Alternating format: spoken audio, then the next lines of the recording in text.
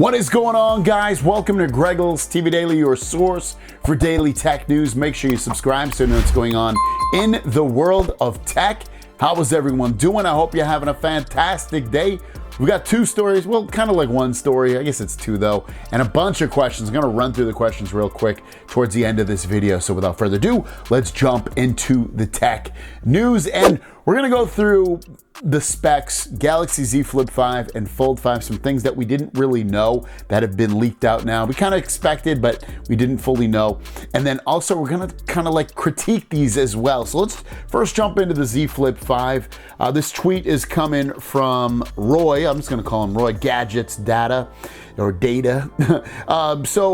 as we know, 6.7-inch Full HD plus 120 Hertz AMOLED main display on that Flip 5. Outside display will be that 3.4-inch outer display. It's bigger. It's going to have interactions with it that we previously sounding like we didn't have, along with that folder design, which again, I think people will ultimately look forward to. What am I stepping on? A case. I've got a case underneath my foot. I'll move it later.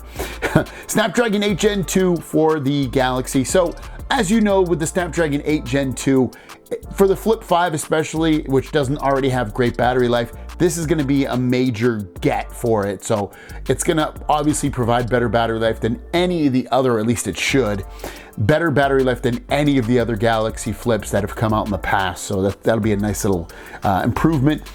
Cameras, man, I could have swore that the cameras are getting upgraded, but it looks like they're still 12 megapixels across the board. Major disappointment. So if you love taking photos, the Flip 5 is probably not going to be the one that you want to do that with. Not that megapixels mean everything, but it has basically the same camera system as before. Bigger battery, doesn't go into detail. I forget what the battery life is. I know we know it, but I can't remember it. 25-watt charging, which is nice, but come on, get that up to 45 watts. It's high time, get off the 25 watt. 8 gigs of RAM still across the board with either 128 or 256 gigs of storage. Same as they've had for years now. Disappointment, I feel like. Android 13 on here, and it should be a newer version of One UI. What it's going to be, what it's going to have, we don't know, but that's what it's going to have. And then let's jump over to the Z Fold 5. There was a new thing that popped out, and I'll get to it. So you get that new droplet hinge.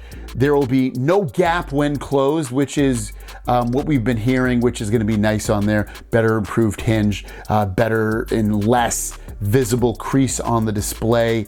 The outer display will be 6.2 and 7.6 in the main display with 120 Hertz AMOLED display. Same stuff we've been having. Snapdragon 8 Gen 2, which is going to provide that good performance and battery life again. But should be the best battery life of any Fold, Galaxy Fold that's been released thus far. Cameras, same as last year, nothing to be excited about. Gorilla Glass Victus 2 IPX8, which is going to be just water resistance, no dust resistance, and the Victus 2 is good for the display in terms of its durability. Wireless charging should be 15 watt. He doesn't have that written out, but it will be 15 watt, 25 watt for wired. Android 13, improved under-display camera. So we've heard about, that's one of the new things that's been popping up. We kind of expect it, but it should be improved performance with the camera, and probably see less of it. So those will be good things. Then the launch, he puts August, but we've heard end of July or early August sometime in there for a release date. So I don't know. I've kind of beat these phones up, or at least the Fold 5 I've beat up a bit. It's just not an exciting upgrade. The couple things that I've mentioned in previous videos, like better battery life, better performance in terms of maybe it'll feel a little bit more fluid. Those things are nice, but they're not, reasons to spend $1,000 on a phone. They're really not. So it just is a bit of a disappointment overall, and they haven't changed the design at all in years.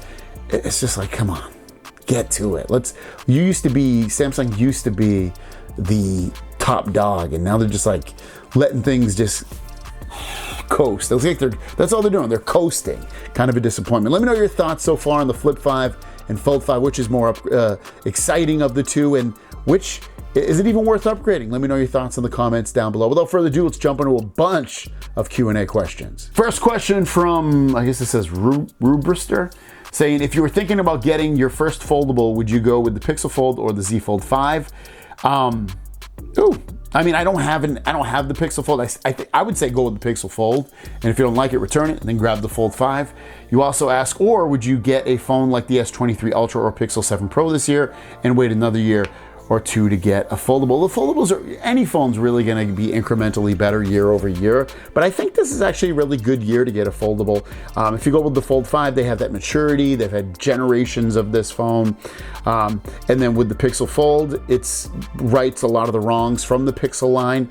I would say get the Pixel Fold, just try it out, you don't like it, return it. Reactions is asking, what's the best PDF app for Android?